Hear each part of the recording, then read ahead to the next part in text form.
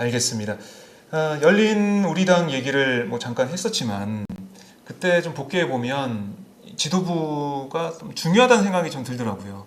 지도부의 이런 행보 이런 게 좀 아쉬운 점들이 있었습니다. 사실 원내 지도부가 특히 그랬고 이번에도 5월 7일인가요? 얼마 안 남았는데 원내 대표 선거가 있습니다.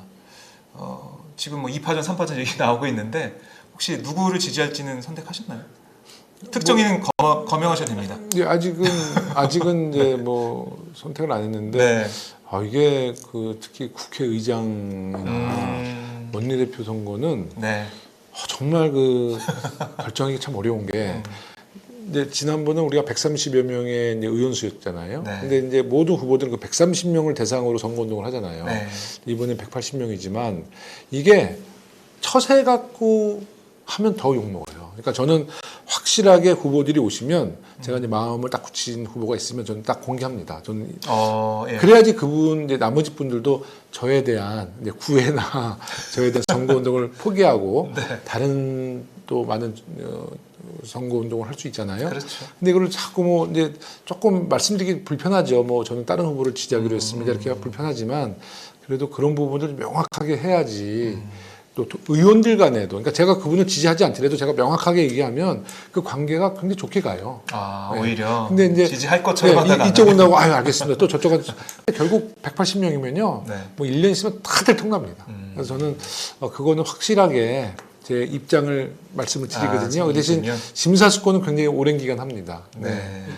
알겠습니다. 그러면은 어떤 리더십이라고 할까요? 그러니까 어떤 생각을 가지고 또 어떤 덕목을 가진 원내대표가 필요하다고 보세요? 저는 매우 선명한 후보가 이번에 선명해야 된다. 왜냐하면 지금 초선 의원들도 대거 입성을 했고 또 이 180석이 아까 이제 우리 그 시청자께서도 이제 협치 이제 이런 좀 애매모호하든지 그냥 처세 정치를 가게 되면 전 안 되나 봐요. 분명한 원칙과 이 선명성을 갖고 우리가 할 때는 돌파를 해야 되잖아요.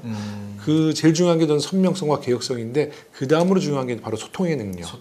그것은 이제 우리 180명의 의원의 선장으로서 항해를 하면서도 이 180명 모든 분들과 정말 깊은 소통을 해야 되고 또 야당과도 아주 생산적인 국회를 위해서는 매우 깊은 토론을 해야 된다. 그래서 소통 능력. 선명, 개혁, 소통 능력이 있어야 된다고. 선명, 개혁, 소통 능력.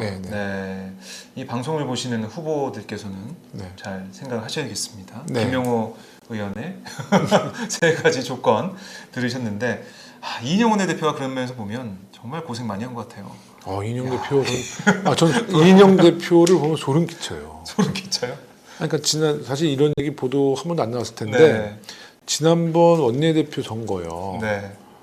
이인영 대표랑 저도 많은 얘기를 해봤는데 이제 그 자기를 지지하겠다는 사람들, 그러니까 어떨 때 보면 상대 후보, 우리 후보 이렇게 쭉 보면 총 131명이었나요?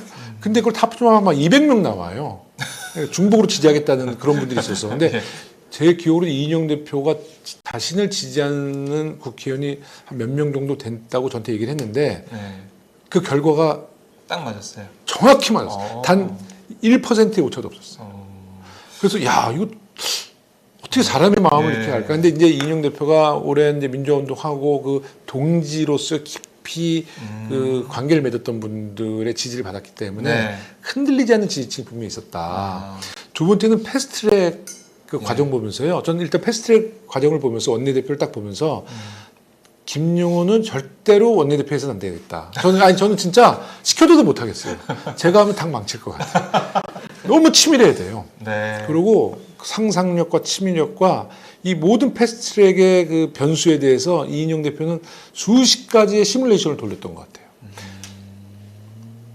같아요. 진짜 이 패스트트랙을 완수하는 과정이 그리고 중간에 변수가 많았잖아요. 정말 진 빠지는 멘탈이 너무 강해요.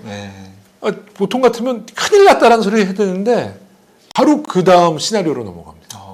그래서 이인영 대표가 말씀이 많은 분은 아니잖아요. 표현력도 이렇게 막 과한 분은 아닌데 매우 적극적이고 매우 치밀하고요. 소통 능력이 굉장히 뛰어나요. 나경원 대표한테도 뭐 네, 네. 누나라고 그때 필요하니까 누나라고 했던 것 같아요. 그 누나라고 하고 나서 전 누나라는 소리 못 들어봤는데 근데 나경원 대표와도 그래도 소통을 잘했던 소통을 잘하는 원내대표. 맞아요. 네. 고생할 수밖에 없는 자리였고 그런 원내대표 이후에 좀 새롭게 180석을 가지고 또 국회에서 협상을 해 나가야 되는 원내대표 말씀하신 것처럼 세 가지 덕목. 패스트트랙 정말 이거 너무 어려운 숙제를 갖고 원내대표로서 맞아요. 1년을 했는데 야, 정말 그 완수하는 거 보고 제가 감탄을 했어요. 정말. 이인영 원내대표보다 더 잘하는 원내대표가 나왔으면 좋겠다는 생각도. 더 잘하는 후보는 불가능할 거라고 봅니다. 그러니까 이인영 대표가 또 잘하는 부분은 잘하는 부분만큼 잘해야 되지만 근데 새로운 원내대표는 더 또 새로운 장점이 있을 거예요. 네.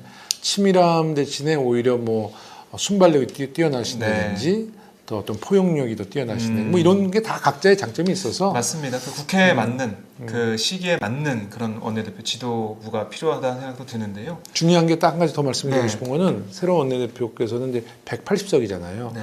그러면 이인영 원내대표뿐만 아니라 홍영표 원내대표, 우원식 원내대표, 네. 우상 원내대표 이 네 분을 보니까 정말 정치의 달인들이에요. 네, 그래서 저는 신임 원내대표가 전직 원내대표의 지혜를 잘 빌릴 수 있는 네.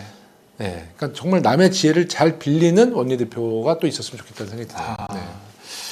자, 이 원내대표 누가 될지 이것도 참 궁금한데 김용호 의원이 어떤 선택할지도 저희가 나중에 들어보도록 하겠습니다. 살짝 말씀드릴게요. 자, 21대 국회 이제 뭐 다음 달